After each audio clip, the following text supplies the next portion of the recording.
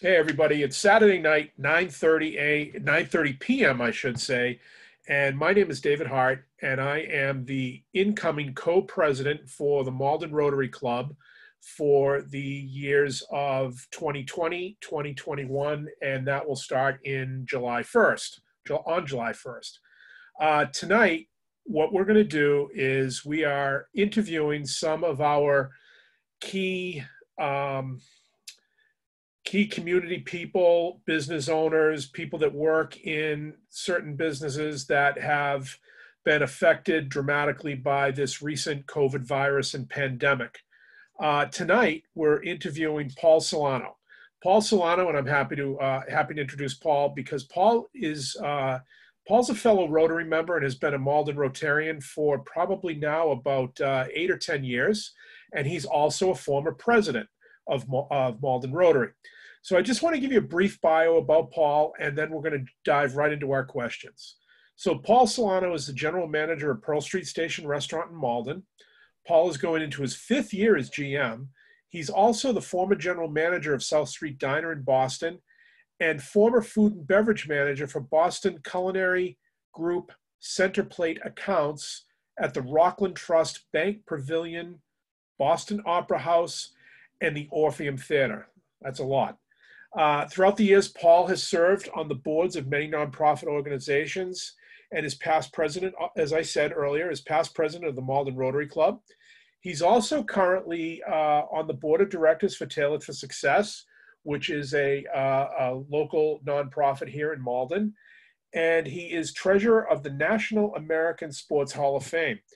Paul, I want to welcome you and I want to thank you. And as I said, it is 9:30 at night, and Paul just got off work, Yes, and he's going to jump into that.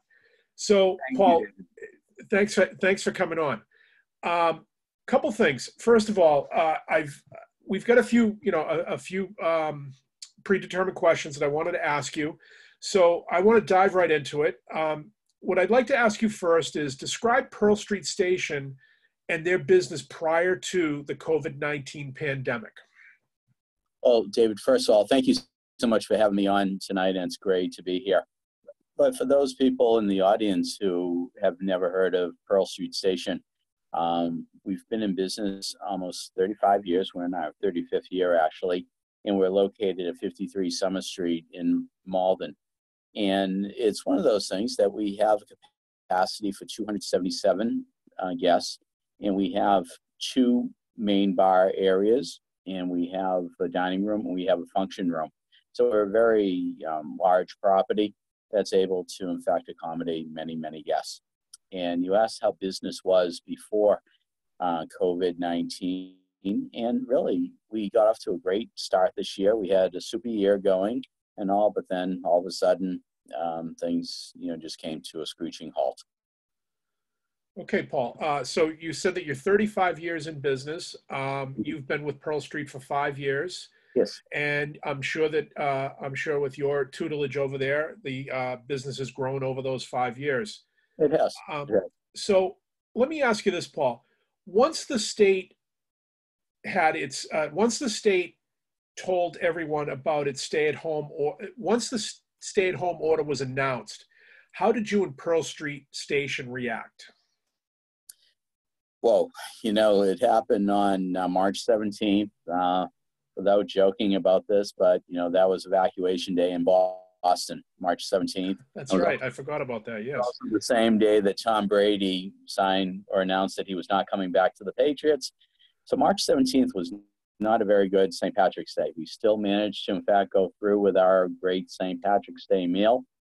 Worked out well, but now what do we do? What's happening here? How severe is this COVID-19, this coronavirus? At the time, it was coronavirus. It really wasn't COVID-19.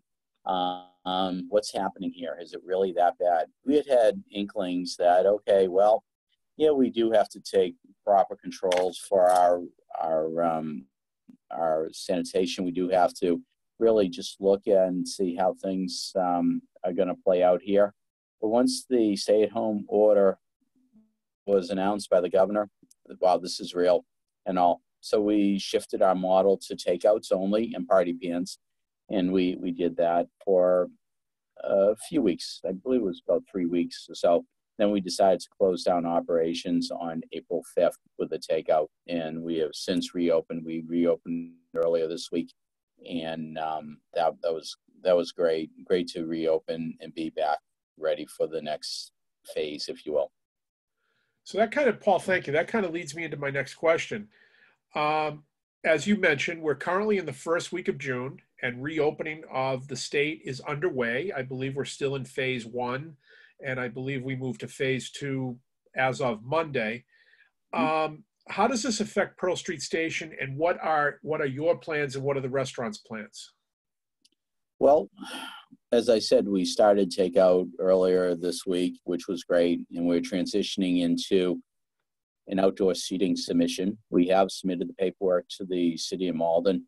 It's my understanding that no restaurants in Malden that have outdoor seating for the first time will in fact be opening on Monday for outdoor seating.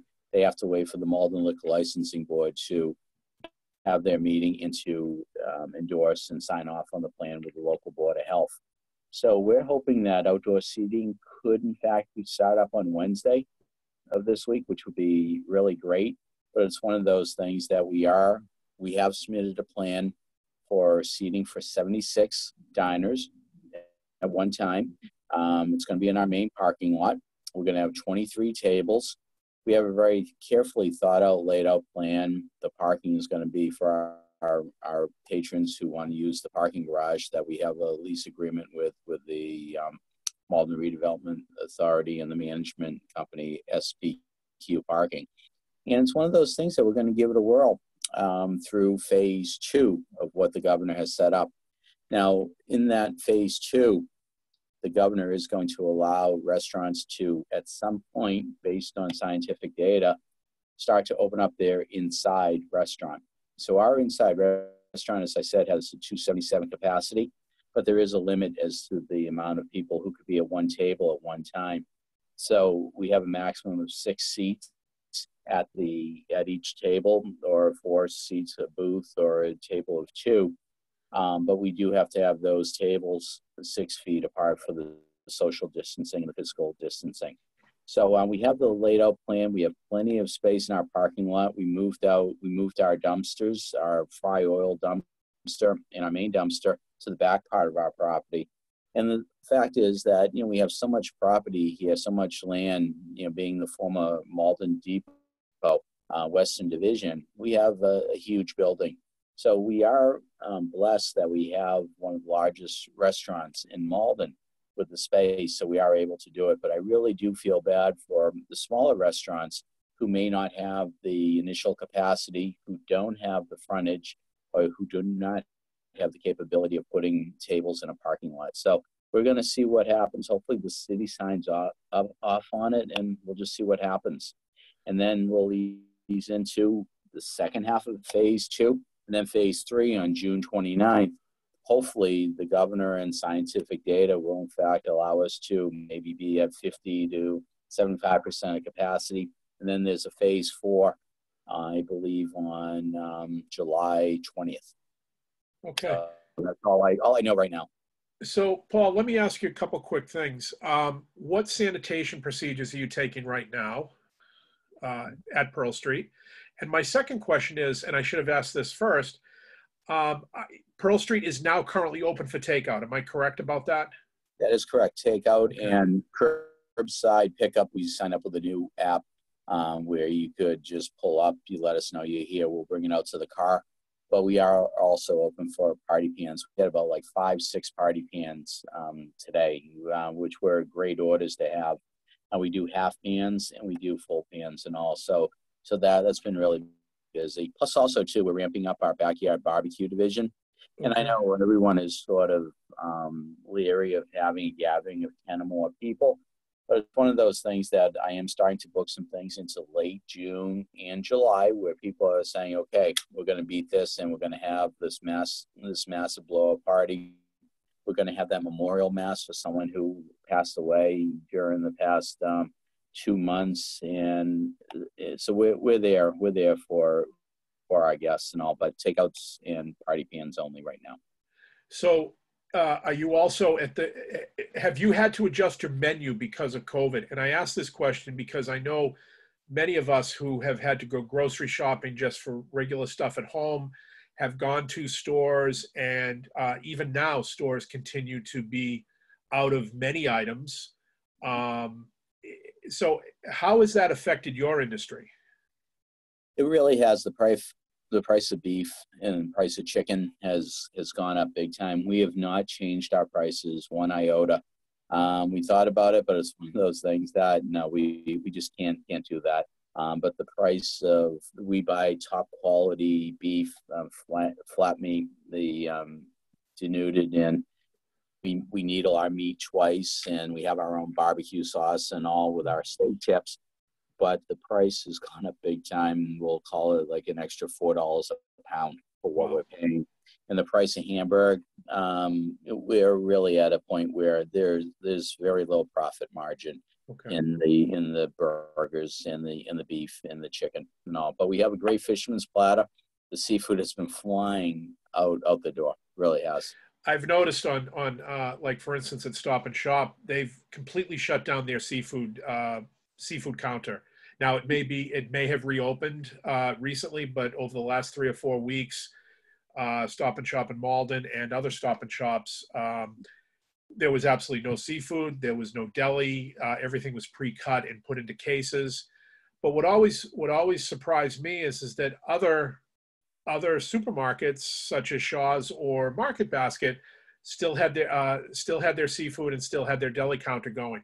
So I think for the general public, and also one of the reasons why we're trying to do these types of meetings or these types of interviews is I think this whole time has been extremely confusing to all of us, because you see policy in one organization is different than policy in another organization or another store or another retail outlet or whatever. One other question I wanted to quickly follow up with: what type of sanitation protocols are you putting in place now to do the outdoor dining, and then hopefully go to your, I guess you said you're going to start at about 25% capacity inside?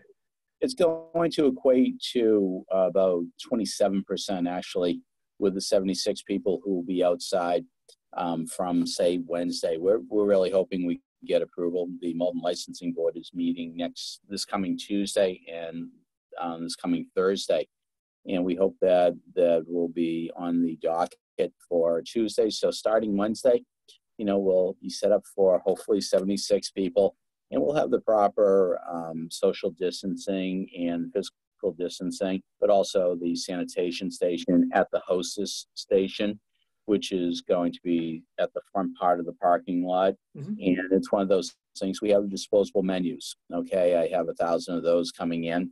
It could actually be a souvenir menu, if you will. It could go on someone's refrigerator, and they're able to, in fact, just take it home with them, whatever. But, the wiping down of the tables, no exposed trash barrels, no exposed bus buckets. It's going to be one of those things that the tables and the chairs are going to be sanitized after every use. And it's really, one of those things that the state and the Mass Restaurant Association has done a really great job in keeping us aware of what needs to be done. And the subcommittee they came up with all sorts of guidelines with the Department of Public Health and with the governor's office and all, and very reasonable. And it's really good. If I'm a customer, if I'm a diner, I would be encouraged to know that the people who are working in the restaurant industry are doing their job, doing the job well as far as sanitization. We haven't even touched upon the wearing of the mask. The servers have to now learn how to smile with their eyes, if you will. It's really one of those things that at least with phase 2, from what I understand, the cooking line, our cooks are so ecstatic that they don't have to, in fact, wear masks in the kitchen. The state gave in on that and said, okay, yeah, we realize that smoke that they're breathing in from the grill is really harming them and all. And, when they sign in, we're asking them if they have a temperature of 100.3, if anyone in their household has COVID or had any symptoms. Have they been around? And so far this week, everyone who came into the building, from our cooking staff to our wait staff to the people who were answering the phone, everyone was healthy and no one seems to have had it. There's the contact tracing, which is really going to be very, very interesting. But according to the guidelines, we now have to get the name, telephone number, and email of every diner who comes in here. And we're not using it for marketing purposes. We're not using it to build them into our database. We're just going to put that into an envelope and all. But God forbid, if anyone does in fact report that there's a test, a positive test for COVID-19, they actually have to do the contact tracing. And where were you? What we were eating at Pearl Street Station Restaurant? Who we were eating with? The Board of Health is now backtracking and all. But we have to keep that data. And if we do not keep that data, according to the guidelines, they can shut us down and they won't allow us to reopen. So it's going to be very interesting. I'm hoping that people do not feel that I don't have to give that to you. They really do have to give it. It's a law, and we have to, in fact, be that agent, if you will. And it's going to be interesting because I'm sure some people will challenge it.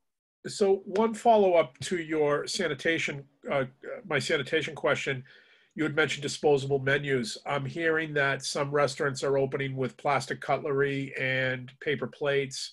How is that going to happen in phase 2 for Pearl Street? It's an excellent question. We went back and forth on that, but because we have the dishwasher we have a dishwasher that has the sanitation controls and typical things that we would do if we were open.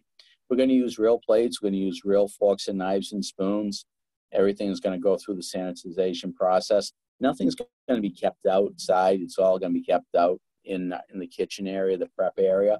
I'm looking around the restaurant right here, and we're so big, and we have everything laid out really nicely.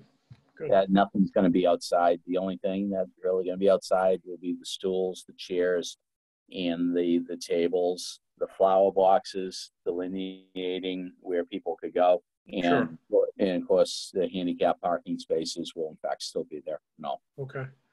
Yeah. And one of my last follow-up questions to your reopening, as any business that had to shut down, you obviously had to lay staff off.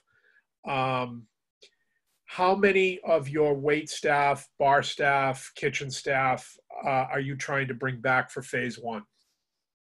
Well, phase 1 ends tomorrow night at midnight. Oh, I'm sorry. You're right. Going into phase 2. I apologize. No, it's okay. No, it's all good. It's so confusing, moving pieces of the puzzle. We're just looking at the fact that, okay, we're bringing people in. Some people are going to stay on unemployment. I actually came off of unemployment this week, because I've been working all week. So I'm no longer on unemployment.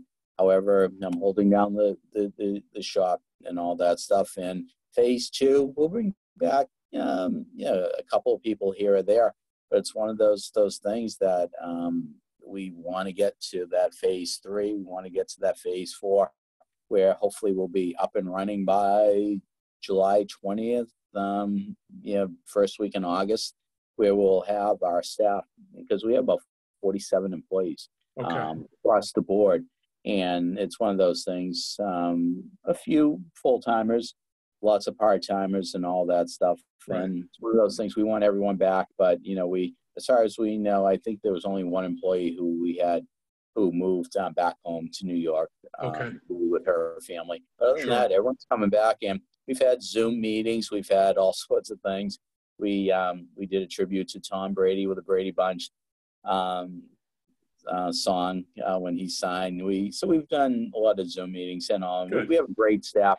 It's really the Pearl Street family here. And many of our employees have been with us for like about 25, 30, 35 years and all. And it's one of those things that our cooking staff alone, 3 people in the kitchen have been with us 31, 30, and 29 years. Amazing. Which has the consistency of our product. Right. Bring the meat twice, not changing the barbecue, our homemade barbecue sauce, not changing our sweet and spicy sauce and all. But it's one of those things that, we should not have too much of a turnover. What does the future have in store? we're going to be vibrant, and we want every restaurant in the Malden community and surrounding communities to be vibrant as well. It's this industry, everyone has taken a hit on this, and we're going to make it happen.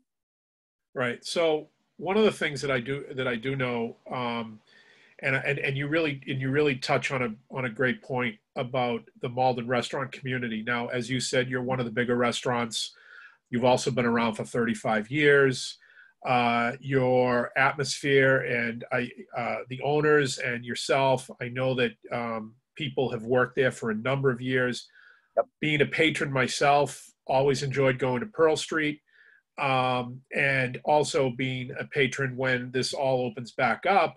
It's good to know that Pearl Street is abiding by those guidelines. And I agree with you. I hope that people, when you do ask them for their information, now that information piece is something that I'll tell you, as somebody who's been following this, has not heard a single word about, and that's interesting.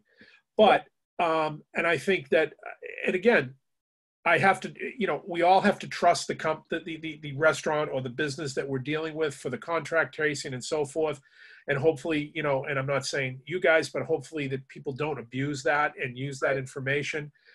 But I think it's important that not just Pearl Street survives, that all the other restaurants and all the other coffee shops and things like that can gear back up, because when that happens, it's good for everybody, because people are working, people have some money to spend and things along those lines. I know companies have been very careful,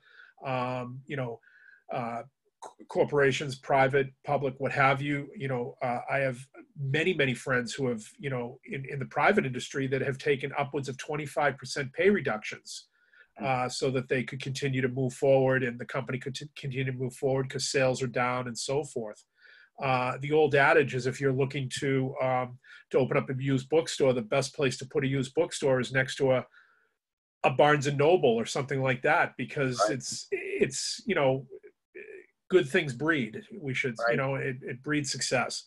So I just want to you've kind of touched on it a little bit. I just wanted to ask you one final question. You've mentioned that you think that your future is vibrant. How do you see the future of the food and beverage industry once this all opens back up? Do you think we're going to rebound back to where we were at one point? My obvious answer, hopeful answer is I sure hope so and all. But I do see the smaller operations just still struggling, especially the restaurants that don't own their own buildings, that are paying rents. Sure. It's one of those things. I see the big chains out there. They're out there. They're gonna survive and all that stuff. But the mom and pop, I hate to use the word mom and pop, but I feel bad, like say for the north end of Boston. I see all those smaller operations. I see the smaller operations here in Malden, Medford, Melrose. It's one of those things that you just hope that they do survive and they keep their costs down and all, but they got to pay their rent. And I hope that their landlords have been awfully nice to work with and all. They have delayed the rent, whatever, but it's one of those things that we have had the fortune in all restaurants in the industry of not having to pay the liquor invoices. I think it went out to 134 days. So I think we have until August 14th for any of the pre-COVID type invoices. Oh, good. So that actually gave us an opportunity, because if there's a posting, like there's a net 45 or a net 30, net 45. And once you go on a list, you have to pay COD right away, or you get posted. And everyone in the industry knows that you've been posted. We got posted because of a clerical error, and it was just like, it was immediately like, oh, our bad. And also it was like, well, we've been so good, and our vendors love dealing with us. We are timely with our payment. But for that smaller operation, if they end up one day not opening because of an orange thing that goes in their door for not paying meals taxes, or being shut down because they didn't pay their liquor invoices or whatever, feel so bad. But hopefully we'll all be able to get through it and all. We didn't take advantage of any of the PPE loans or anything that came out of the CARES Act. But it's one of those things that, we just hope that it all works out. And we probably won't be back to really a vibrant type of operation as an industry, probably until like September, October, Okay. and all that stuff and all. We've been selling a lot of online gift cards, which have been really great. We've actually had quite a few online gift cards purchased, and people are buying them and donating them to the local police and fire and EMS people. Sure. And Yep. so because we've noticed it on the readings, we have people from Cataldo Ambulance coming in and paying with a gift card because someone Great. bought from the Malden Police, which has been great. Yep. You know, so it's one of those things that we see where it's originating from, and people have the goodness of their hearts to support the small business have been really great. And even during the shutdown period of from April 5th until this past Monday, we actually sold quite a few gift cards, and also we'll see what happens. So we're in a current situation, and the big word these days is the new normal. I'm trying to stay away from that. I know, and Yeah. I'll tell you, quite frankly, I'm a little sick of social distancing too. But every company, every restaurant, every individual's had to pivot in their lives, and I think this is some great examples of how Pearl Street has pivoted with the. I mean, I know you guys always sold gift cards, but the fact that your gift card business upticked on that really lets everybody know that organizations like yours and other general managers, other restaurant owners, business owners, and so forth need to do what they can do in order to get through this. Right. Thank you. I want to thank you, Paul, for taking your time. And as I said, the original purpose of this is just to kind of give everybody a little bit of an insight as to what's going on in the Malden community. Rotary has celebrated its 100th year as of 2020. Paul was the MC at the district birthday party. Thank you, Paul, for that. You're welcome. And Malden Rotary is another organization that's trying to pivot and trying to come back from this much stronger than it ever was, and to have as strong as affecting in the community as possible. So, Right. Paul, thank you very much. Thank you, David. We appreciate your time, and good luck to Pearl Street, and we'll Thank see you there. Thank you very much. Stay healthy. You Thanks too. so much. Bye-bye now. Thank you.